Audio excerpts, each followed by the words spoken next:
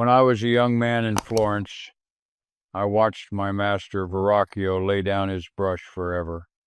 I had painted an angel in his composition, and it was said, "My angel surpassed his work." He never painted again. This story is told as triumph, the student surpassing the teacher. But I tell you what they do not say. Verrocchio was a master of sculpture, architecture, goldsmithing. He could cast bronze like no one else. He understood engineering and mathematics, but the guild system of Florence, forced him to compete in painting because the patrons wanted it, because that is where the commissions were. The system convinced him his worth lived in one narrow skill, and when a boy of 15 exceeded him there, it took everything from him. Not just his confidence in painting, but his belief in himself entirely. I watched a brilliant man diminish because the system had taught him that if you are not the best at the thing the system currently values most,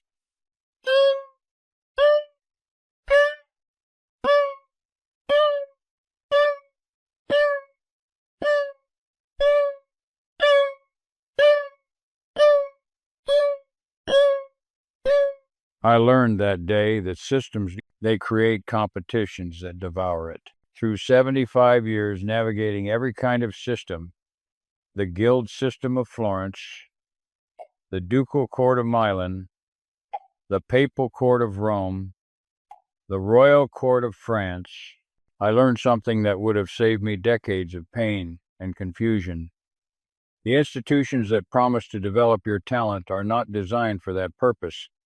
They exist to organize talent for their purposes, to make you useful to them, to extract value from you. And there is nothing evil in this. It is simply their nature, as it is the nature of a mill to grind grain into flour, not to admire how beautiful the wheat looks growing in the field. But if you do not understand this nature, if you believe what they tell you about yourself, if you measure your worth by their standards of success and failure, they will hollow you out from the inside while praising you on the outside. They will convince you that your greatest strengths are problems to be fixed. They will reward you for becoming smaller, more predictable, more useful to them. I know what troubles you right now. I can feel it because I felt it for most of my life. You feel something dying inside you while people around you seem to be succeeding. You work harder than they do. You care more deeply about quality. You see things they cannot see. You make connections they do not make. Yet they advance while you struggle. They are praised while you are called difficult, impractical, too slow, too particular, too much. They tell you to focus, to specialize, to choose one thing and master it before exploring anything else. They tell you to work faster, to simplify, to give them what they ask for without all this extra thinking. They tell you that if you just follow the path they have laid out, eventually you will be rewarded. Eventually the system will recognize your worth. But their path leads to usefulness, not significance. Compliance, not mastery. Success within their system, not work that actually matters, and eventually never comes. Because the system is not designed to reward what you are. It is designed to reward what it needs you to be. Perhaps you see connections between music and mathematics, between art and science, between the structure of a flower and the design of a building.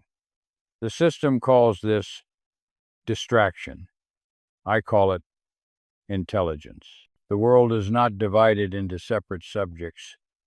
Only our institutions divide knowledge into territories and then defend those territories like warring nations. Perhaps they demand you specialize, and every time they say it, you feel caged. You feel diminished. You feel like they are asking you to amputate parts of yourself, and they are. They want you legible, categorizable, comparable to others who do the same narrow thing. Perhaps you have abandoned work that mattered deeply because someone with authority told you it was not practical, not marketable, not what people want right now. The system calls this being realistic. I call it murder. The murder of the questions that drove you. The murder of the curiosity that made you different. Let me show you through stories from my own life how this became clear to me. When I was still a boy, a peasant came to my father with a shield made of rough fig wood, just a crude piece of wood, warped and uneven. He asked my father to have it painted. My father gave it to me as practice. I looked at this crude shield and saw not just an object to decorate, but a chance to create something that would astonish anyone who saw it. I went out into the countryside around Vinci and gathered creatures, lizards basking on rocks, serpents coiled beneath stones, butterflies with wings like stained glass, bats, locusts, strange insects I found in dark places. I brought them all back to my chamber and studied them, not as dead things, but as forms, as structures. I observed how their surfaces caught light. I noticed which features created fear in me, which created fascination. Then I began to paint. I did not paint a simple dragon like other boys might have painted. I created a monster assembled from all these creatures, emerging from a dark and broken rock, breathing poison, so real in every detail that when you looked at it, your body responded with fear before your mind could tell you it was only paint. I worked on this for weeks. Every scale had to be precisely right. Every tooth had to catch light correctly to look sharp. When my father came to collect the shield, I arranged my room carefully. I made it dark except for one beam of light falling on the monster's face. My father opened the door. He saw the creature, and he stumbled backward with a genuine cry of terror.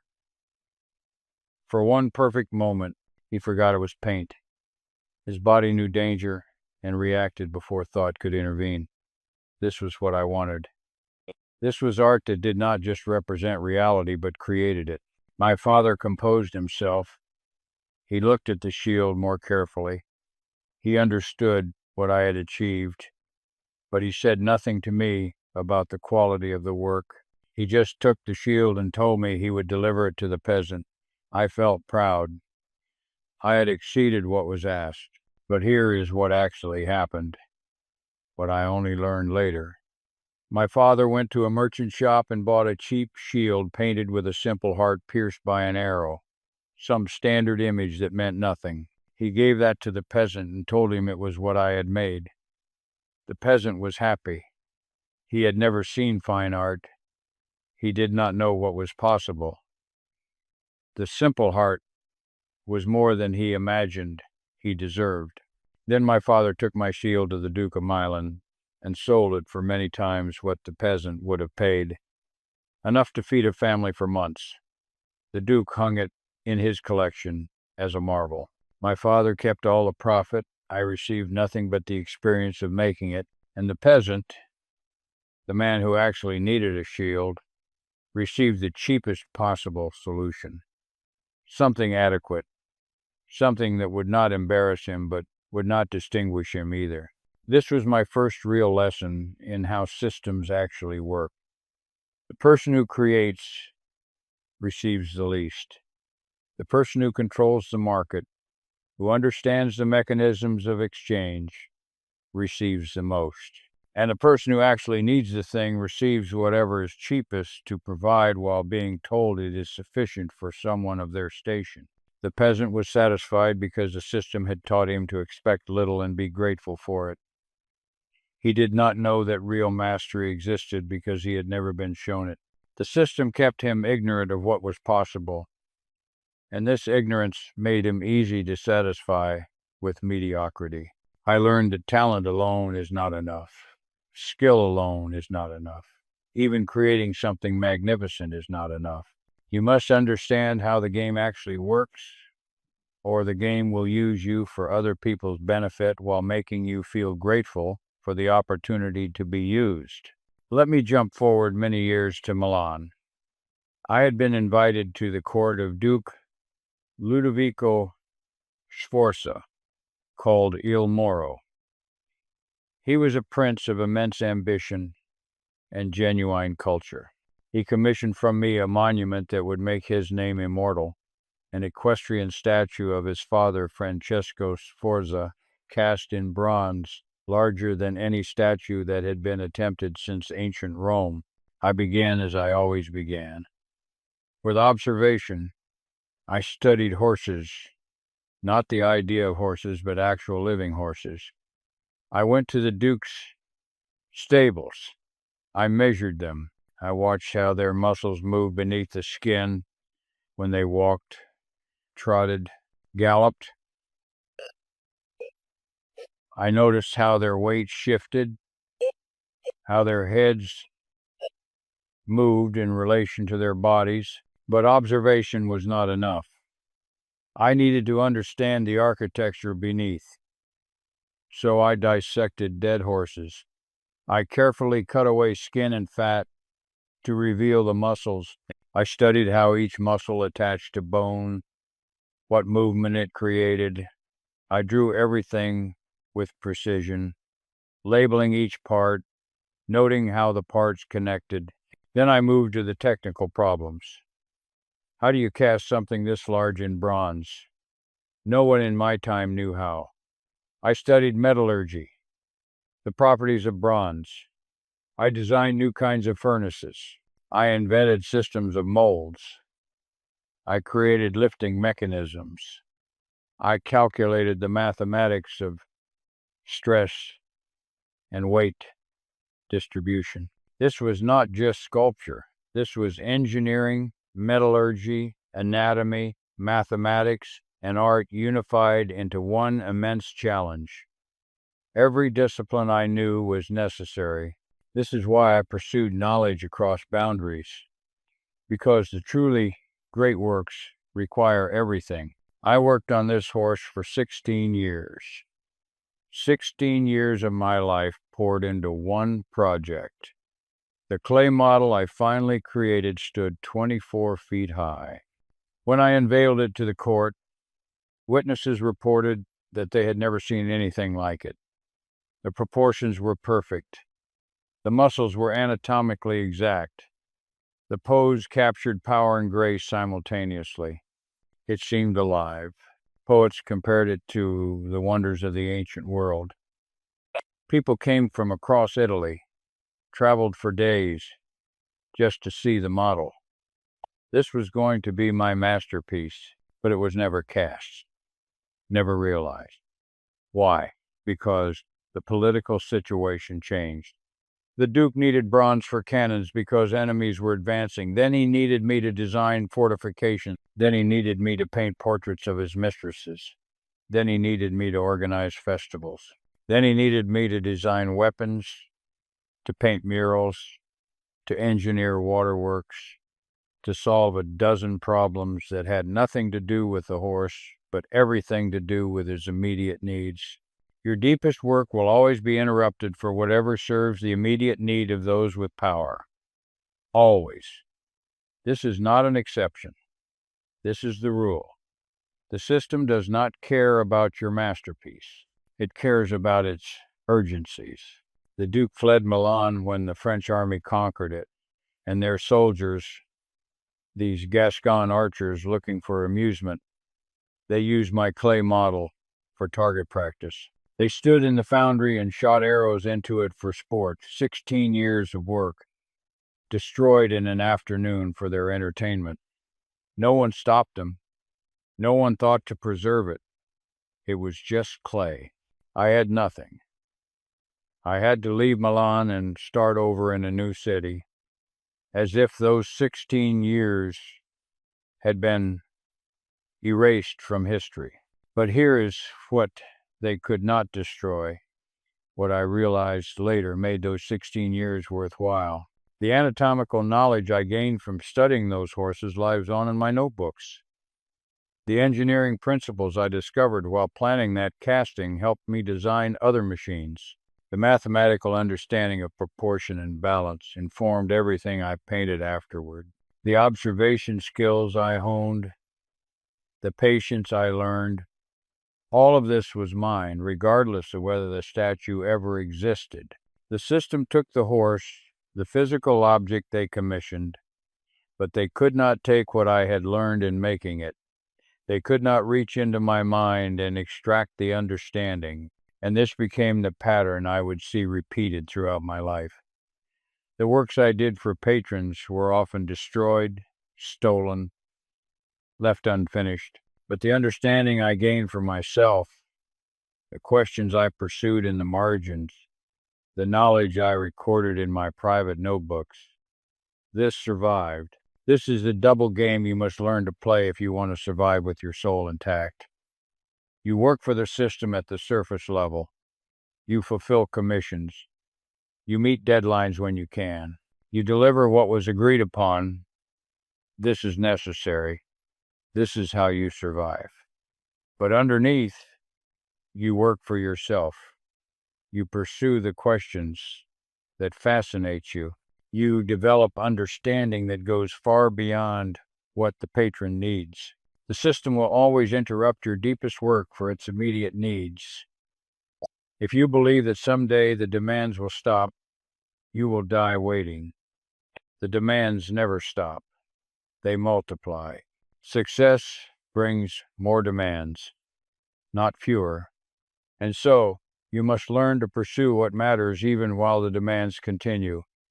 Not after, during, in parallel, in the early mornings and late nights, in the moments you carve out and defend ferociously. Let me tell you another story.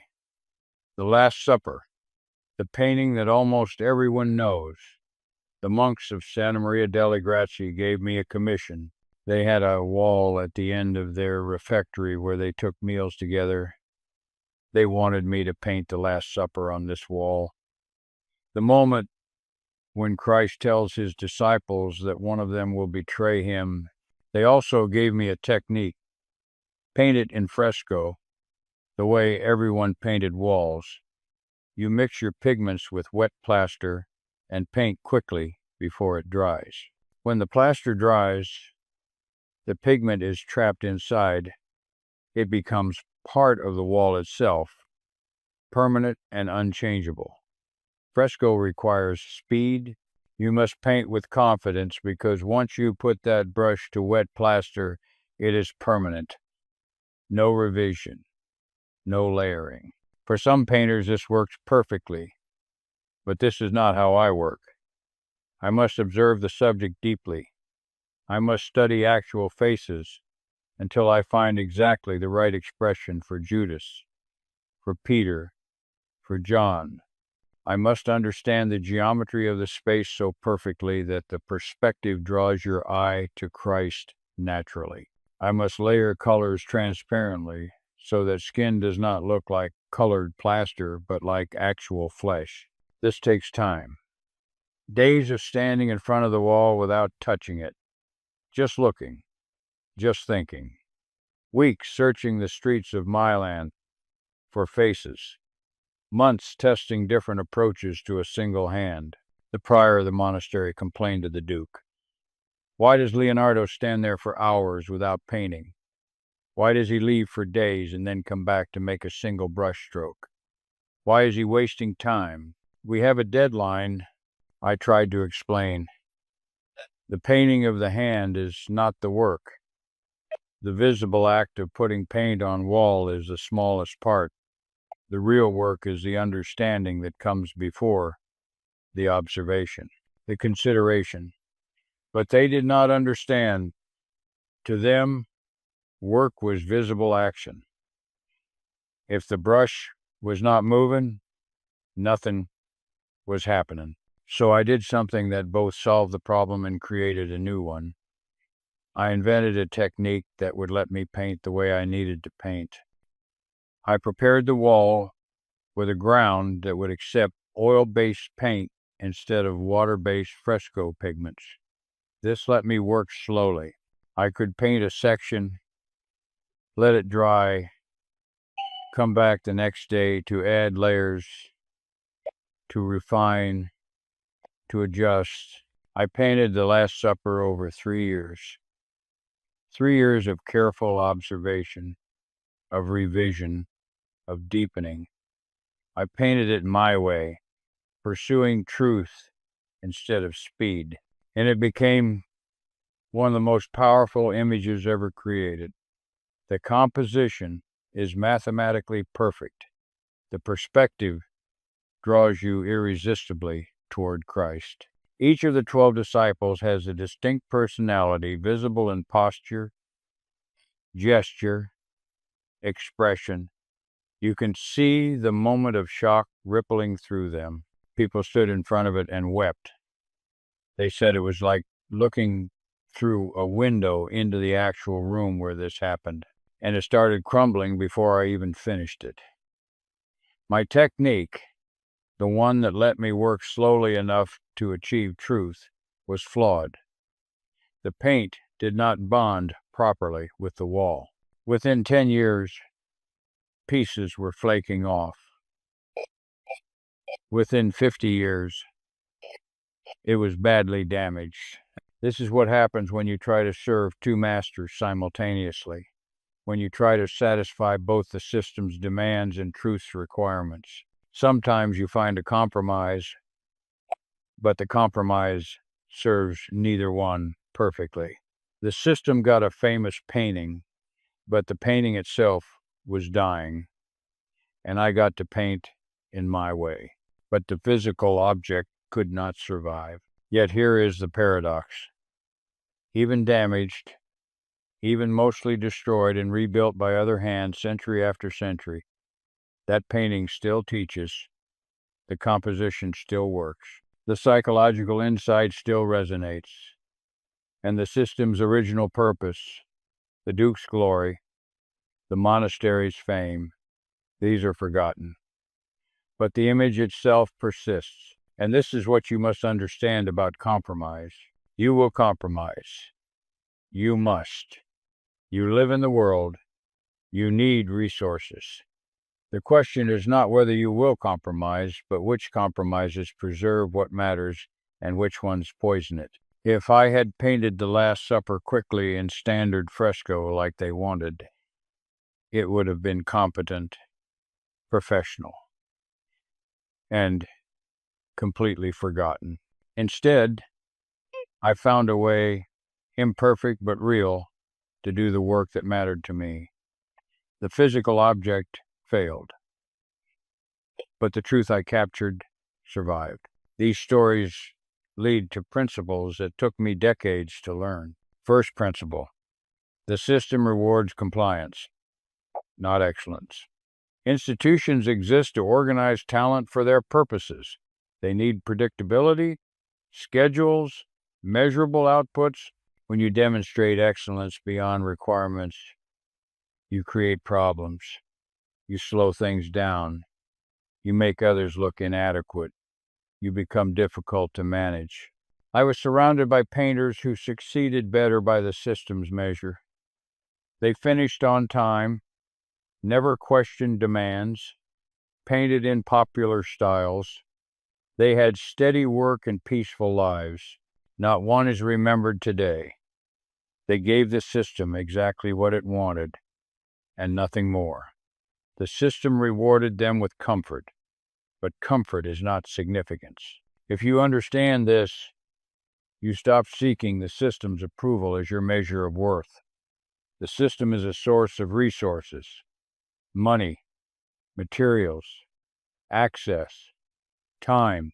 You take what it offers and work within it skillfully. But you do not let it measure your worth or define your purpose. Think of it like water flowing downhill.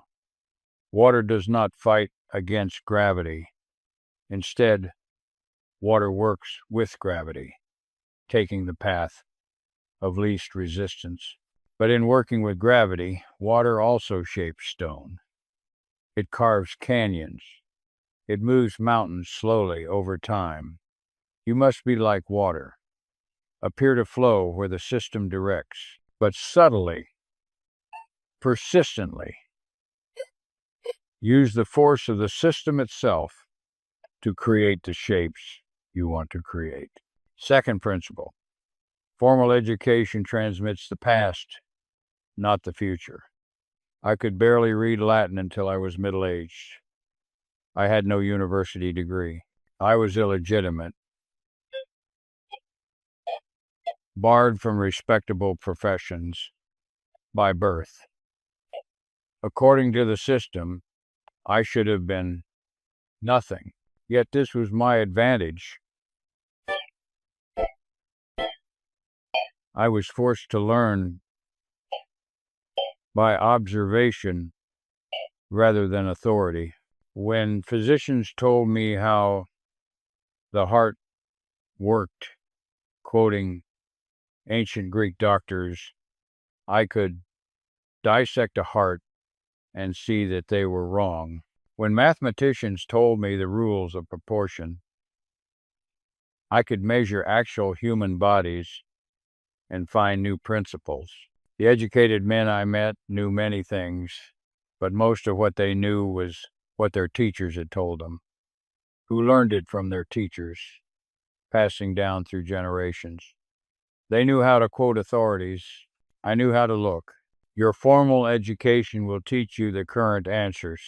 This is useful. You should learn what others have discovered. But if you stop there, if you accept that what you were taught is complete and correct, you become merely a repository of the past. You can repeat what others have said, but you cannot add to it. You cannot correct it. The system's education is designed to create competent practitioners who work within existing frameworks. It rewards you for mastering established techniques, not for inventing new ones. Most educated people think in similar ways because they have been educated into the same patterns. Watch a small child examine a flower. They see it fresh, without the filter of categories and names. They notice details that adults overlook because adults already know what a flower is. This is the eye you must recover. Take from your education its knowledge, but not its certainty. Learn the rules so thoroughly that you can break them with precision. Master the techniques so completely that you can transcend them. The system's education is a foundation, not a ceiling. Third principle. Specialization is a cage disguised as mastery. The guilds in Florence had rigid divisions. Painters belonged to one guild, sculptors to another. You were not allowed to cross boundaries. This was called protecting professional standards. It was actually territorial protection. But how can you paint the human body masterfully without understanding anatomy? How can you design a building without understanding mathematics and engineering? How can you capture light correctly without studying optics? The divisions between disciplines are convenient for organizing labor. They are disastrous for understanding truth. I painted, sculpted, designed buildings, engineered machines, studied anatomy, investigated optics, mapped water systems. The system called this distraction. They said I would have been greater if I had just focused on one thing. They were completely wrong. Everything I understood about light from studying optics informed how I painted. Everything I learned from dissecting bodies informed my sculpture. Everything I discovered about water flow informed my engineering, all of it connected. The knowledge was not scattered, it was unified, because nature itself is unified. When you accept specialization, you trade depth for narrowness. You become very skilled at a small thing, but you lose the ability to see the larger patterns. You lose the connections that create breakthrough understanding. The system wants specialists because specialists are easier to employ and easier to replace. You do this one job. You do not question how it fits into the whole. You stay in your lane. And if you leave, the system can find another specialist to replace you. You are a part in a machine, and parts are interchangeable, but nature is not specialized. The same mathematical principles that describe how a nautilus shell curves also describe how galaxies spiral.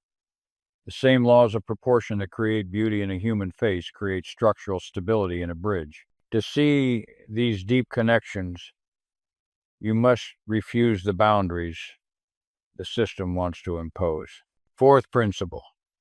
The patron and artist relationship is fundamentally exploitative, but you can navigate it with wisdom. Every patron I served owned my time, but not my mind. This distinction kept me sane. They paid for my labor, they commissioned specific works, but they did not own my curiosity, my private observations, my real questions. The Duke of Milan paid me to design fortifications and paint portraits. Fine, I did those things. But in the margins, in my own time, I studied anatomy and water flow. The Pope's brother commissioned a religious painting. I delivered it. But in spare hours, I investigated optics. Patronage is a transaction, not a gift. The patron provides resources in exchange for your talent serving his purposes. He wants glory or beauty or utility.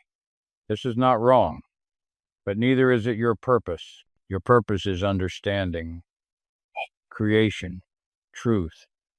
These do not always align with what the patron needs. Often they conflict. The patron wants the work finished quickly. You want it perfected slowly. The patron wants something that will impress others. You want something that is actually correct. Most artists become servants. It happens gradually. The patron suggests a small change, and it seems harmless. Then another change. Eventually, the patron is dictating everything. The artist is no longer creating but executing someone else's vision. The patron is happy, the artist is successful, and the artist is dead inside. You must learn to work on two levels simultaneously. On the surface, deliver professional work that satisfies the commission. This is your duty and survival. On the deeper level, pursue understanding that transcends any commission. The patron gets what he paid for. You get knowledge that outlasts his dynasty. Fifth principle. Perfectionism is both your gift and your trap. When I painted a face, I did not merely copy the surface. I studied the skull structure beneath. I understood which muscles created which expressions. When the face appeared on canvas, it was not just a likeness. It contained knowledge about anatomy, about light, about the relationship between form and inner life. This took enormous time. Many layers of paint, each nearly transparent, building up slowly. To anyone watching, this looked like obsession. To me, it was pursuing truth. The system's definition of finished is adequate to purpose, delivered on time. My definition was contains all the truth I discovered, realized to my understanding's limit. These rarely aligned, but here is the trap. If you adopt the system's standard, you will produce much work and most of it will be mediocre. If you adopt perfectionism without wisdom, you will produce little and much will never be seen. Learn which works serve the system. Finish those professionally and release them. They are your practice, your means of survival. Then identify which serve your deepest understanding. Pursue those to the depths, even if they take years.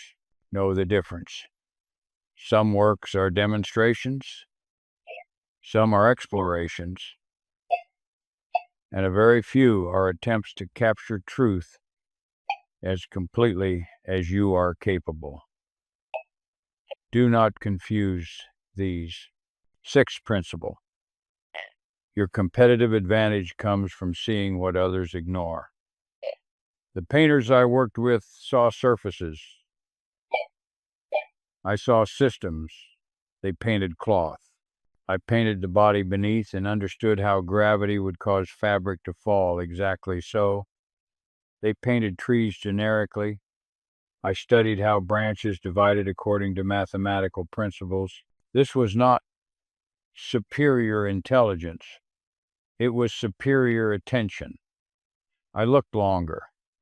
I looked with questions. I looked with willingness to see things that contradicted what I had been taught. Every painter painted water. I studied water for 50 years. I watched streams and rivers. I dropped ink into clear water and watched the patterns. I designed experiments to understand turbulence. When I painted water, it was not the generic symbol, but actual water behaving according to natural law. Your advantage in any field comes from this kind of depth, not from learning techniques better than others, though you should, not from working faster or cheaper. Your real advantage comes from understanding the subject itself more deeply than anyone thinks necessary. This requires patience, being willing to study something long after others have moved on, resisting pressure to produce quickly. Now, let me give you specific practices you can begin today. First practice, daily observation discipline. Each day, choose one ordinary thing and observe it for 20 minutes with complete attention. Not to use it, not to categorize it, just to see it fully. Today, perhaps a leaf. Not leaves in general, but this one specific leaf. Notice its exact color. Not just green, but this particular shade with these variations, these hints of yellow, these darker veins. Notice its shape. Notice its texture. Notice how it responds to light. Hold it up and see how light passes through some parts. Notice the small holes where insects have fed. Notice its weight, how it moves when you breathe on it. Do this without judgment. You are not deciding if it is beautiful or ugly. You are simply seeing it completely. This trains attention without agenda. The system has trained you to look for what is useful. This practice recovers your ability to see what is actually there. After 20 minutes, put it down and recall it from memory. Draw it or describe it. Notice what you remembered and what you missed. The gaps show where your attention was incomplete. Tomorrow, observe something else. A stone, a tool, someone's hand. Do this every day. Every skill I possessed came from this practice. I saw bodies more completely than other anatomists. I saw water more completely than other engineers. This was not magic.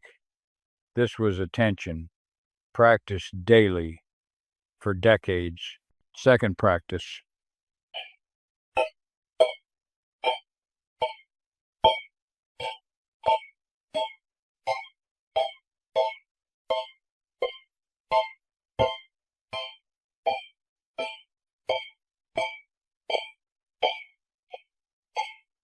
Divide your working time explicitly. System work and depth work. System work maintains your position, generates income, meets obligations. This is necessary. Do it competently, without resentment. You are fulfilling a fair exchange. For most people, this is 60 to 70% of working time. Accept this. Depth work is for understanding, for questions that fascinate you independent of any requirement. This is your real work. Even if you can only protect 3 hours a week, use those hours for work that matters only to you. No patron, no boss, no client. Schedule both explicitly. System work gets the obvious slots. Depth work gets protected time. Mark it on your calendar. Defend it. Treat depth work time as sacred. System work funds your life. Depth work gives life meaning. During depth work, pursue questions without concern for application. Study anatomy even though you are a painter. Learn mathematics even though you are a sculptor. Let curiosity lead without the constraint of usefulness. The key balance is this. System work gives you resources. Depth work gives you meaning. You need both. The trap is letting system work expand to fill all time because it is more urgent, more visible. Resist this. The system's urgencies will devour your soul. Third practice. The systematic question method. When you encounter any subject, do not accept the standard explanation. Generate questions that deepen understanding layer by layer. Someone tells you birds fly by flapping wings. Fine. That is the surface answer. Now go deeper. How do wings create lift? What is the shape of a wing? How does that shape differ from things that cannot fly? What happens to air as the wing moves through it? What is the wing made of? How are feathers structured? Why this structure? How does the bird control direction? How does it take off? How does it land without injury? Keep asking until you reach the limit of current knowledge. Then push beyond. Make hypotheses. Design observations to test them. Most people stop at the first answer. The second answer is more interesting. The third is where insight begins. The fourth and fifth are where mastery lives. Keep a notebook. When questions arise, write them. Return to them. Add observations. Connect questions from different domains. My notebooks seemed chaotic because they contained painting questions next to anatomy, next to water flow. But to me, they were unified. They were all questions about how nature works. Choose one thing daily that you think you understand. Generate 5 deeper questions. Pursue at least one through observation or experiment. In a year, you will have pursued 365 questions to depths most people never reach. So now you understand. The system promises to develop your talent, but actually organizes it for other purposes. Education prepares you for compliance. Specialization cages you. Patronage exploits you, but you are not helpless. You can see the system clearly and work with it skillfully. You can take its resources without giving it your soul. You can appear to serve its purposes while actually serving truth. You can fulfill obligations while protecting what matters most. I died an old man far from home. My greatest works unpublished. My most important projects unfinished. My notebooks scattered. By the system's measure, I had failed in many ways. I left too much undone. I changed direction too often. I questioned when I should have obeyed. But here is what survived. The methods I developed for seeing clearly, the principles I discovered about light, about anatomy, about proportion, about the unity of all knowledge, the questions I asked that opened new territory, the works I created that contained truth within them. These things outlasted every system that tried to control them. They outlasted every patron who commissioned them. They outlasted me. And they endure because they were not created to serve temporary purposes. They were created to capture something true. And truth has a way of persisting even when everything around it changes. Your talent is not meant to serve the system. Your gifts are not meant to make you merely useful to institutions that will discard you when you are no longer needed. You are meant to understand something, to see something, to create something that adds to human knowledge or beauty or understanding of what it means to be alive. The system will try to convince you otherwise. It will reward you for compliance and punish you for depth. It will praise you for speed and criticize you for care. It will tell you to focus narrowly and ignore connections. It will measure your worth by metrics that have nothing to do with whether your life mattered. Do not believe it. See it clearly for what it is. Take what it offers. Use its resources. Work within its constraints when you must. But never let it tell you who you are or what you are worth. Never let it define success for you. Never let it kill the questions that drive you or the curiosity that makes you different. In stillness, observe until you see what others miss. In complexity, question until you reach the simplest truth. In constraint, protect the sacred time where your real work lives. And in this way, you will create something that matters, something that endures, something that justifies your existence. If what I have shared today resonates with you, let me know by subscribing to this channel for more of these reflections. Press the small icon below to tell me this truth has reached you, and in the comments, tell me something important. What has the system tried to take from you? What gift or vision or way of seeing have they tried to train out of you? How will you begin to protect it, to recover it, to let it grow again, despite everything? I want to know. Your answer might help someone else struggling with the same battle. Go now. Look at the world with fresh eyes. Ask questions no one is paying you to ask. Protect time for work that serves only truth. The system will always be there with its demands and definitions, but your real work belongs to you alone. Guard it, pursue it, let nothing take it from you. The world needs what you can see that others cannot see. The world needs the questions you ask that others do not think to ask. The world needs the depth you are capable of reaching.